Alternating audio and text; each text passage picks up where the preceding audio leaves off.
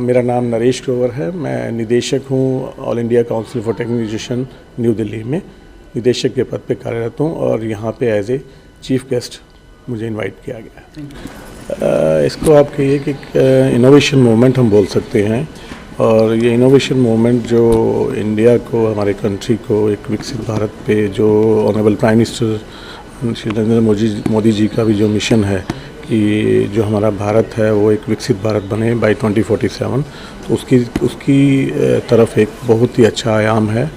2047 पे हम एक विकसित भारत को अचीव कर सकते हैं। और इसमें क्या हो रहा है कि हमारे जो pan India all India council for technical education की तरफ से जो अप्रूव्ड इंस्टीट्यूशंस हैं वो सभी इसमें पार्टिसिपेट कर रहे हैं, और इसका पार्टिसिपेशन जो है 1360 टीम्स चूज़ हुई हैं, सॉफ्टवेयर एडिशन और हार्डवेयर एडिशन दोनों के लिए। और यहाँ जो मानव रचना पे है सॉफ्टवेयर एडिशन का हो रहा है, 2 दिनों के लिए होगा, ये 8 और 9 दिसंबर को। 30 टीम्स इसमें पार्टिसिपेट कर रही हैं। प्रॉब्लम स्टेटमेंट हमारे पास 271 रही हैं जो डिफरेंट मिनिस्ट्रीज से, डिफरेंट डिपार्टमेंट से आई हैं। उन प्रॉब्लम स्टेटमेंट्स को हैक किया जा रहा है, तो वो हैक किया जा रहा है जो हमारे पैन इंडिया अप्रूव्ड इंस्टीट्यूशंस हैं उनके स्टूडेंट्स के द्वारा। और यहाँ जो मानव रचना इंस्टीट्यूशंस है, international institution for research and studies, 30 teams from different parts of the India, अलग अलग जगह से, Maharashtra, UP, Telangana, Delhi, different state से यहाँ आई हुई हैं, जो डिपार्टमेंट ऑफ एग्रीकल्चर और फार्मर वेलफेयर की जो प्रॉब्लम स्टेटमेंट्स हैं उनको हैक करने के लिए। तो ये यहाँ पे आयोजन किया जा रहा है, आज और कल इसका रहेगा। इसको इवेलुएट बड़े ही इंटरनेशनल स्टैंडर्ड्स के हिसाब से डिफरेंट एक्सपर्ट्स के द्वारा किया जा रहा है। एंड जो भी यहाँ से विनर होगा they are going to be awarded, उनको अवार्ड दिया जाएगा, मॉनेटरी अवार्ड दिया जाएगा, और उनकी जो प्रॉब्लम स्टेटमेंट का सोल्यूशन है वो डिफरेंट मिनिस्ट्रीज़ में इम्प्लीमेंटेशन स्टेज में लाया जाने वाला है। सिर्फ मेरा नाम डॉक्टर उमेश दत्ता है और मैं चीफ एग्जीक्यूटिव ऑफिसर हूँ मानव रचना इनोवेशन एंड इंक्यूबेशन फाउंडेशन में। आज हम लोग यहाँ पर एक नेशनल लेवल इनिशिएटिव को सपोर्ट कर रहे हैं जिसका नाम है स्मार्ट इंडिया हैकाथॉन 2025। ये 7वां एडिशन है स्मार्ट इंडिया हैकाथॉन का, और ये सबसे बड़ा इनोवेशन का शोकेस इवेंट होता है। हिंदुस्तान में जो सबसे टैलेंटेड इंडिविजुअल्स हैं उन्हें फिनाले में चांस मिलता है, रिगरस प्रोसेस के थ्रू जजिंग होती है, और जो बेस्ट सॉल्यूशंस होते हैं उनको जो है फिनाले के अंदर जो है एंट्री मिलती है।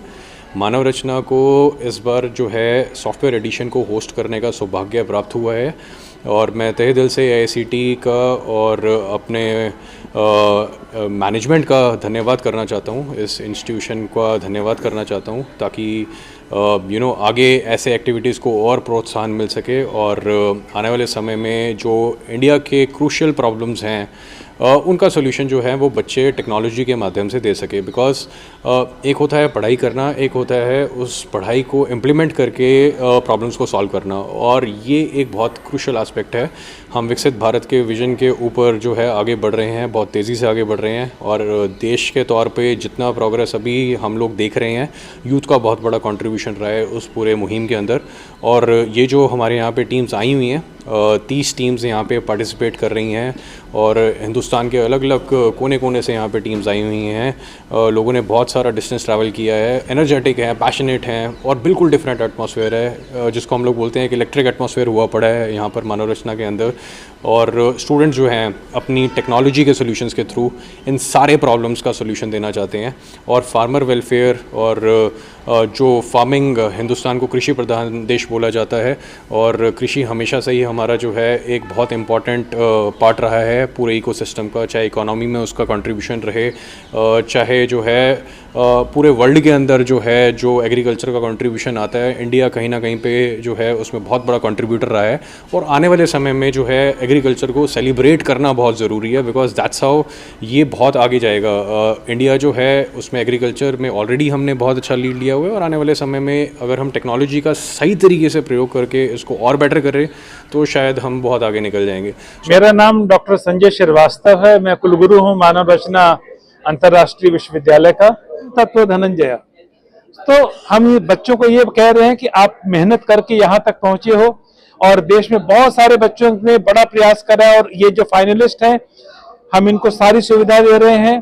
और मैं आज यशस्वी प्रधानमंत्री जी ने जो हमें स्मार्ट इंडिया हैकाथॉन के बारे में कहा है और AICT के chairman professor doctor TC Sitaram ji और जो वाइस चेयरमैन हैं और CEO हैं इनोवेशन इंक्यूबेशन के प्रोफेसर अभय जेरे साहब, मैं AICT की पूरी टीम और सभी का आभार और कृतज्ञता ज्ञापित करता हूं कि नॉर्दर्न इंडिया में हरियाणा में मानव रचना एकमात्र केंद्र है जहां पर ये प्रोग्राम किया जा रहा है। हमारे मेरा नाम स्पर्श मिश्रा है, मैं MIT यूनिवर्सिटी महाराष्ट्र से आया हूं और हम लोग इधर SIH के ग्रैंड फिनाले में आए हैं हैकाथॉन में। हम लोग को प्रॉब्लम दी गई है हमारे इंडियन गवर्नमेंट ने कि हम लोग को किसानों को गेहूं उगाने में बहुत दिक्कतें आती है। जैसे सबसे बड़ी दिक्कत आती है कि गेहूं को बहुत बीमारियां लग जाती है। जैसे हर साल देखा जाए तो 10 से 20% गेहूं की मात्रा कम होती रहती है क्योंकि गेहूं को बहुत ज़्यादा अलग अलग टाइप की बीमारियां लग जाती है ना। अभी हमारे हरियाणा में बहुत ज़्यादा गेहूं उगाया जाता है। गेहूं तो मैं बोलूँ तो ये हमारे भारत में सबसे इम्पॉर्टेंट चीज़ है। रोटी हर जगह हर घर में खाई जाती है। हम लोग ऐसा एप्लीकेशन बनाएंगे जिसके अंदर हर एक किसान अपने गेहूं की फ़ोटो खींच सकता है और गेहूं फ़ोटो वो आपको बताएगा कि आपके गेहूं में या तो कोई बीमारी है, नहीं है तो गेहूं एकदम स्वस्थ है, तंदुरुस्त है, नहीं है तो अगर बीमारी है तो उसमें आपको उसके सॉल्यूशन बता देगा। जैसे आपको ऑर्गेनिक कौन सा ऑर्गेनिक फर्टिलाइज़र चाहिए, पेस्टिसाइड चाहिए, उसके बारे में सब बताएगा। और क्योंकि हम लोग ऐसा इंडियन गवर्नमेंट के लिए बना रहे हैं तो हम लोग सॉफ्टवेयर भी डिज़ाइन कर रहे हैं, एक वेबसाइट जो कि एडमिन के पास जाएगा हमारी इंडियन गवर्नमेंट के पास, जहाँ से वो ट्रैक कर सकती है कि इंडिया में कौन सी स्टेट में कहाँ पे कौन सा बीमारी डिटेक्ट किया गया है गेहूं को लेके। हम लोग का यही मोटिव है कि इंडिया में गेहूं की मात्रा कम नहीं होनी चाहिए बिकॉज रोटी सबको ही पसंद आती है। मेरा नाम शिवम चौबे है, मैं ग्रेटर नोएडा GL बजाज से आया हूँ। आपके सॉफ्टवेयर की बात करें तो क्या विशेष उसमें किसानों को लेकर? मेरा बेसिकली जो प्रोजेक्ट था वो प्रधानमंत्री फसल बीमा योजना से था, जुड़ा हुआ था। तो बेसिकली हमने क्या किया इसमें कि हम लोग किसान के पास जाके वहाँ पे हम लोग रिपोर्ट तैयार किए हैं कि मतलब उन्हें वो दिक्कत क्या होती थी। तो वो बताया कि हमें जैसे बैंक के बाहर लाइन लगे खड़ा होना पड़ता था कि जैसे 3 से 4 दिन तक हम खड़े होते थे वहाँ पे। उसके बाद ये होती थी कि बैंक में जो मिडिल मैन होते थे उससे प्रॉब्लम क्रिएट होता था कि जैसे वो 20 से 30% पैसे ले लेते थे लोन के लिए। हाँ, लोन के लिए। तो बेसिकली हमने पूरा ये सिस्टम ख़त्म कर दिया है। इसमें हमने क्या किया है कि एक मोबाइल ऐप छोटा सा बनाया है। इसमें जो सिंपल जो फार्मर्स हैं वो फॉर्म भरेंगे, फिलअप करेंगे और वो 10 से 12 दिन में उनका क्लेम हो जाएगा। हम स्फूर्ति हैं, मैं विद्या ज्योति इंस्टीट्यूट ऑफ टेक्नोलॉजी हैदराबाद से आई हूँ यहाँ पे मानव रचना इंस्टीट्यूट में। और यहाँ पे हम लोग SIH हैकाथॉन के लिए आए हैं। यहाँ पे मेनली हम यहाँ पे किसानों के लिए यहाँ पे आए हैं, मतलब उनकी खेती बाड़ी करने के लिए और उनका जो एक पूरा काम है वो आसान करने के लिए हम यहाँ पे आए हैं। और यहाँ पे हम ऐसी मशीन्स वो सब बना रहे हैं जिसकी मदद से जो किसान हैं वो पराली वो सब कम कर सकें, क्योंकि प्रदूषण बहुत ज़्यादा हो रहा है आजकल। जी, मेरा नाम अनुज सिंह है, हम लोग दोनों मुंबई से आए हैं। हम लोग अभी एक सॉफ्टवेयर बना रहे हैं। जैसे जो फार्मर्स होते हैं उनको इंश्योरेंस क्लेम चाहिए होता है तो फील्ड विजिट पे ऑफिसर को इनवाइट करना पड़ता है। तो ये काफ़ी एक लंबा प्रोसीजर है और मैनुअल वर्क बहुत ज़्यादा है। तो इसको हम ऑटोमेट कर रहे हैं AI की मदद से। क्या होगा कि जो फार्मर है वो हर हफ्ते एक फ़ोटो खींच के डाल सकता है अपने फार्म की, और वो फ़ोटो जो है वो हमारे AI मॉडल उसको जज करेगा और उसको हर हफ्ते एक रिपोर्ट मिलते जाएगा। एंड देन जब उसका पूरा क्रॉप हो गया, यील्ड मिल गया उसका, उससे हार्वेस्ट कर दिया क्रॉप को, तो उसको एक फाइनल रिपोर्ट भी मिलेगा जो कि एडमिन भी देख सकता है।